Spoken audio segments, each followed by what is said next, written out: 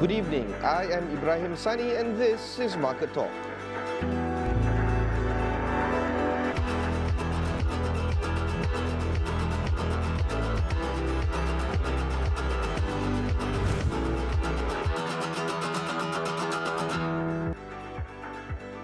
Sustainable consumption and production is a term we all must get familiar with. But what does it mean and why does responsible consumption and production matter? Will sustainable practices in the production phase of products and services provide the necessary sufficient responses to meet environmental targets, such as science-based emission reduction targets, natural resource constraints, and the growing demand for basic needs, such as food, water, and sanitation? Are there any frameworks being implemented by Malaysia in collaboration with many stakeholders in the country? And is it in the interest of businesses to find better solutions to ensure sustainable consumption and production patterns? Joining me to discuss this and more are two guests, Datuk Halimah Hassan, the former DG of the Department of Environment, and Dr. Ramalu, the principal consultant of environmental consulting firm Akar Asia. Welcome to the show. Thank you. Let's start with the sustainable consumption term here. What do we mean when we talk about this particular term? Sustainable consumption and production, in short we call it SCP. It's actually about the way we consume, produce services and products in a responsible, in a sustainable manner. It's a lot to do with our lifestyle to achieve sustainable development. And it is also to address environmental degradation, pollution, and also the challenges of climate change. And actually, SCP, as we call it, aims to decouple economic development with environmental degradation, because it no longer need to be together, meaning if you want to develop economically, that you have to use natural resources in a way which is unsustainable. So it aims to decouple economic development and environmental degradation. The notion of this means that we have to play a lot with the key stakeholders. Who do you think are the key stakeholders in getting this done? Yes, in fact, key stakeholders in this scope is everybody, but the main players is actually businesses, industries, including authorities, governments. Those are the main key players. Dr. Hari, why do you think businesses play a key role, among other stakeholders, of course, in this matter? Well, the business is a very important stakeholder when it comes to sustainable consumption production, because they are right in the middle of the other stakeholders. Now you have government on one hand, putting regulations on businesses, and then you have consumers who demand their goods and services. And then on the other hand, you have also many civil societies and so on that requires a lot of good business practices by the business.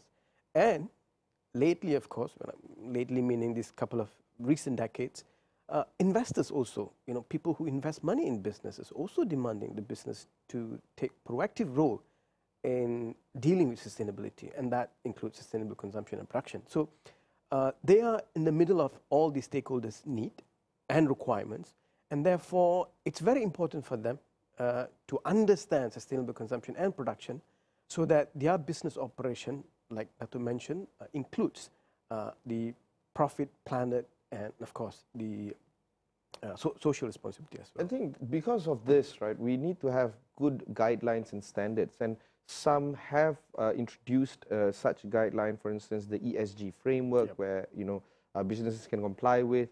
But then the question now is on the enforcement of these guidelines. Do you think that businesses are complying to these kind of guidelines that have been introduced and imposed to the businesses? I think that's a very important point, because as much as the business would like to listen and try to meet the requirement of the consumers as well as the investors, in the short run, their immediate concern is what is the regulation that they are operating in. So when there's a requirement for them to practice sustainability, obviously there's a lot of positive reaction from them. You can look at the World Business Council for Sustainable Development. You know, they have come up with a lot of guidelines. The United Nations work very closely with the businesses. They've come up with Global Compact, and there are companies in Malaysia who have signed to this Global Compact. And if you see locally, even Bursa and Security Commission has actually come up with certain requirement for companies to do sustainability reporting in their annual reports.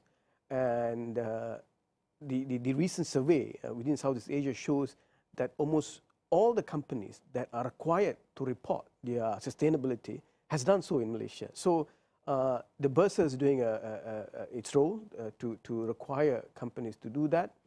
Of course, the problem would be the small and medium industries, you know, because they perhaps they are not listed, and also regulation might not pressure them to do these practices. However, it's very important to understand that there's a whole linkage of supply chain. So the big companies are related to the smaller and medium companies, and therefore, because of that sort of requirement to make sure that the supply chain also meets certain criteria and conditions, so that the big companies can improve their sustainability performance. Yeah, see, I think it's a carry-on exactly. issue where because the big companies have to comply, the smaller companies will have to comply. Datuk, during your term as the DG of the Department of Environment, I'm pretty sure that you have plenty of dialogues with much of these businesses, big businesses, SMEs as well. Do you think that these dialogues are bearing fruit in terms of trying to get the best out of both the regulations that are needed and what the businesses need as well in terms of supplying the necessary output? Those dialogues are very important. You have to have communication. You have to speak to each other. And we from the government have to facilitate. But even though enforcement is important, we have the regulations, you have to do this and you have to do that. It's important. But that is not the main strategy. Because for them, for the businesses and industry to be with us, they must have some incentives. It's not just regulation and penalties. And in this way, we would like the businesses and the industries themselves feel that it is to their advantage, and they should be championing the SCP actually. Let's benchmark our position on the SCP. Where does Malaysia stand compared to other countries in terms of the SCP standard? In fact, to me, we have made a very important step in our 11th Malaysia Plan. It is well documented. And as a policy document, the green growth is there very clearly that all sectors have to follow this policy in the 11th Malaysia Plan. And I think we fed very well, Dr. Harry, yeah? And we have a lot of steps that's taken by our industries, coupled, of course, with the regulations and the framework that we have done. Yeah. Right, we'll take a short break, but when we come back, we'll discuss the roundtable on the SCP. Don't go anywhere.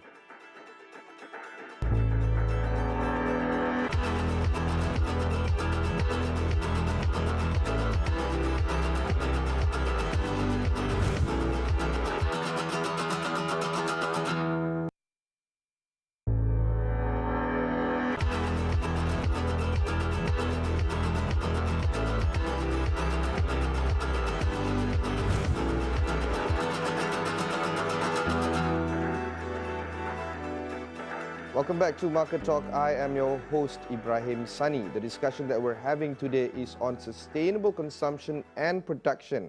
Of course, joining me are two guests, Datuk Halimah Hassan, the Department of Environment's former Director General, and Dr. Ramalu, the Akar Asia Principal Consultant. We want to talk a little bit more about the roundtable, the Asia Pacific roundtable pertaining to the SCP.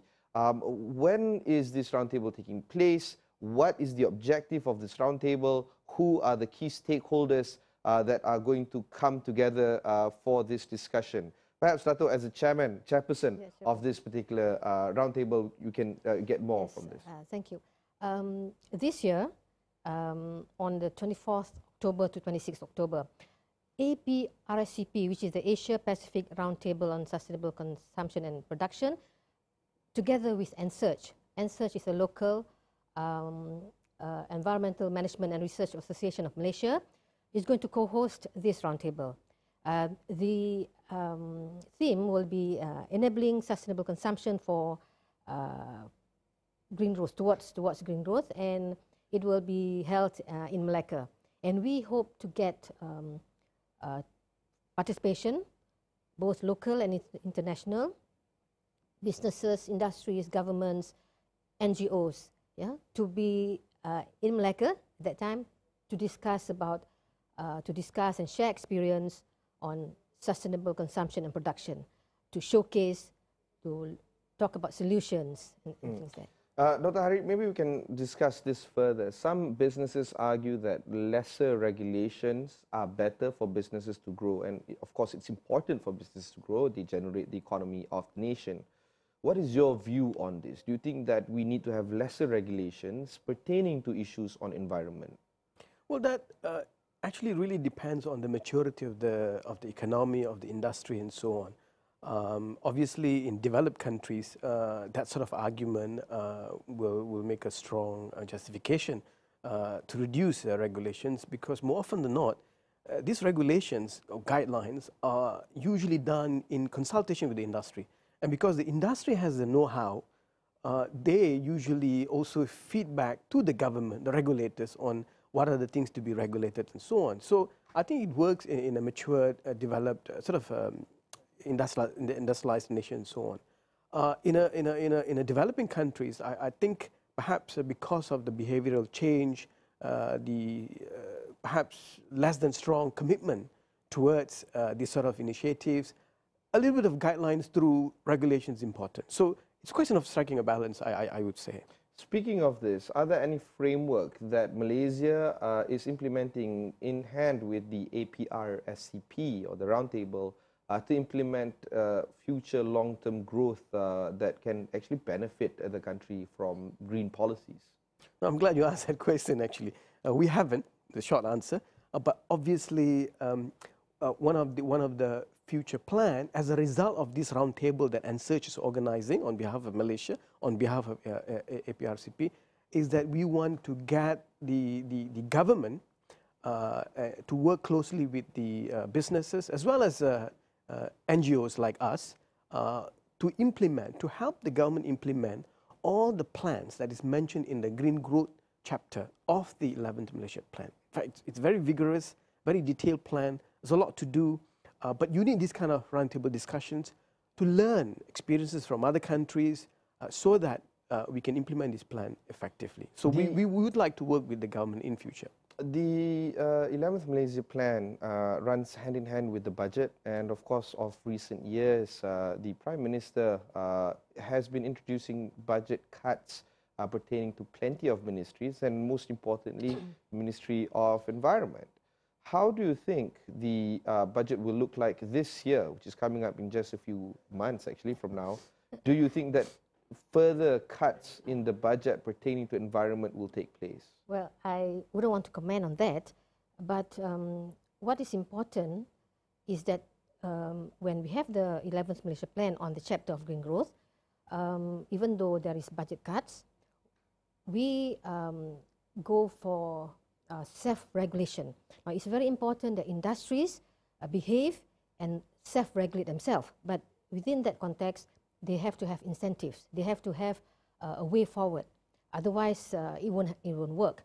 So what is happening is that government do not have to spend much money on enforcement, going 24/7 to them, but they on their own make sure that they comply, and that is a very important step that we government is taking. So it is a win-win. The end goal of this, is it to reduce consumption altogether, particularly on the individual level? Well, yeah. It's actually a bit of both. I mean, the sustainable consumption and production historically, it's a lot easier when we talk about having a sustainable production, by reducing resource use, being efficiency, and so on. Like for example, you take the example of energy. You have renewable energy and energy efficiency. So you have this technology that reduces the usage of electricity. Very simple LED lights compared to the traditional one. That sort of thing. You use less of the resources. And of course, this has, over the years, has happening because of the advancement in technology, also because of leadership and behavior. Because if there's no leadership also, no matter what good technology you have, it's difficult for a country to implement and so on. So you need that sort of as well. But on the consumption, it is difficult because consumers always wants to consume more. More is always good. So for a society, through the government or a civil society, to influence individuals to practice sustainable consumption, yes, there are many initiatives are going on. Like for example, reuse, reduce, recycle, and people are doing it. People are doing it because they know it's good for the environment and for themselves. But in the long run, that would take a whole generation with lots of education from the school days for them to change the behavior of not over-consuming. So between sustainable consumption and over-consuming, perhaps the over-consuming is the one that we need to stress so that people are conscious that they are not over-consuming and put the pressure on the resources of the earth. Yeah, actually the way forward actually is to reduce wastage, because sometimes if you don't consume responsibly, you just get once everything, but it's actually to reduce wastage. And then, yeah. We'll take a short break, but when we come back, we'll discuss more on the environment. Don't go anywhere.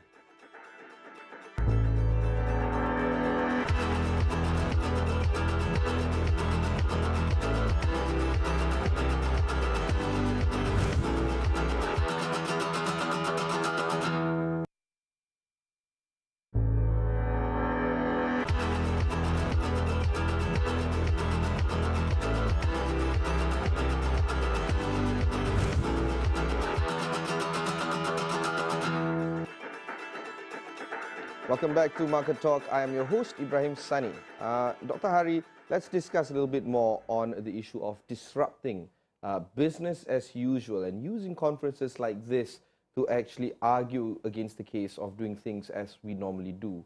How do you think conferences like this can disrupt or be a disruptive force towards how we do things?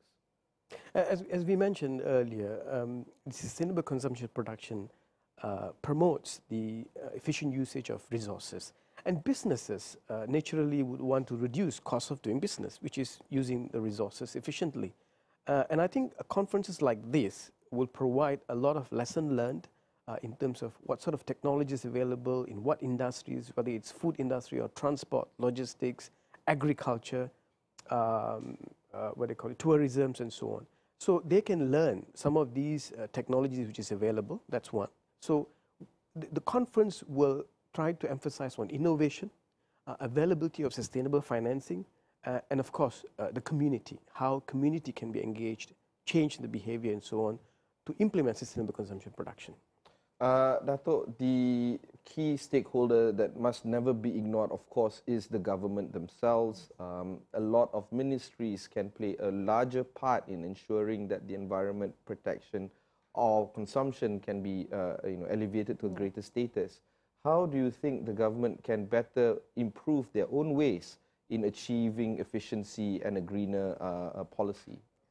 Of course, as a government, the way they do things and do work also need to be green.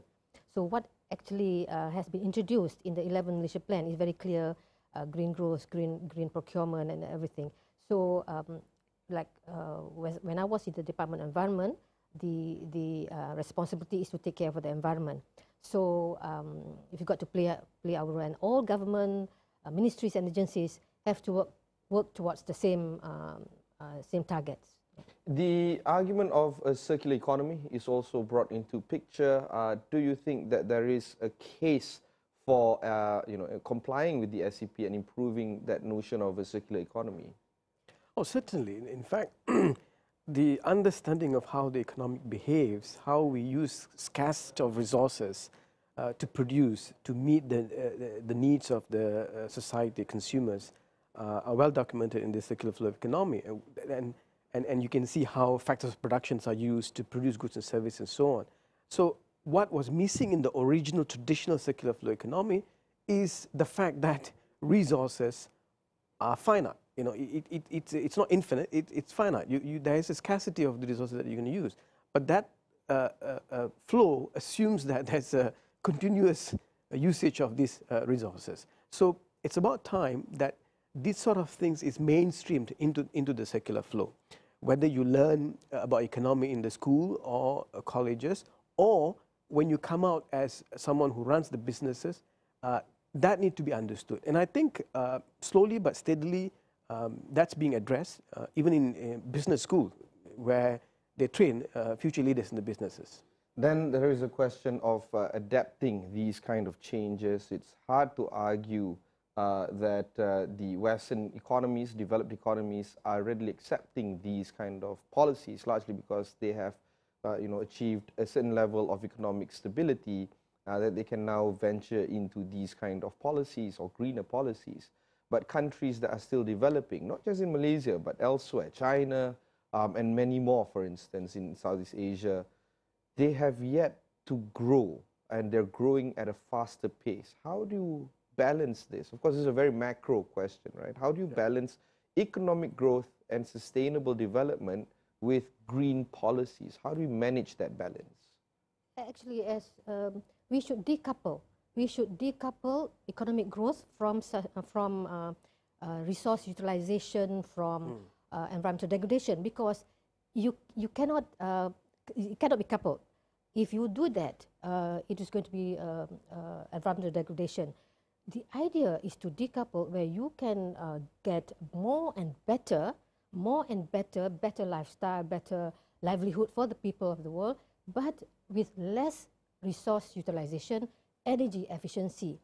That's the way. You have to decouple economic growth, and it happens. It is already done at showcase in a developed country, and we should be going there, because if you take the easy way out and you use a lot of resources, because it doesn't make sense anymore to do business as usual. Business as usual doesn't make economic sense anymore.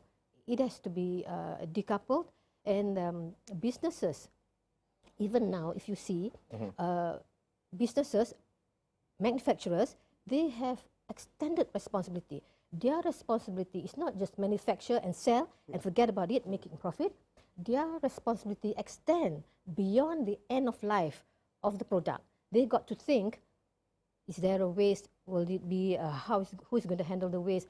Their responsibility, we call it an extended producer responsibility, and you got to build in this framework during their product design. So during the product design, you've got to think about wastage, about environmental friendly resources, raw materials, and things like that. That's the way forward. Can the public attend this roundtable and partake in the dialogue of building a better green policy? Sure. So how would they reach out? Well, they have to go to our website and search www.ensearch.org.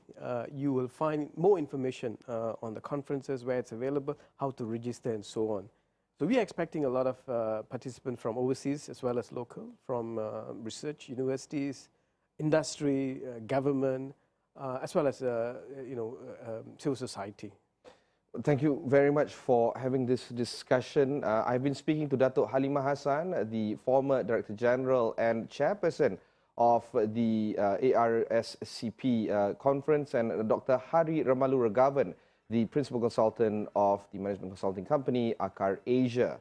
That's it for this episode of Market Talk. Send us all your feedback on all our social media platforms, on Facebook, Twitter, and Instagram. Follow us there at 501 Awani.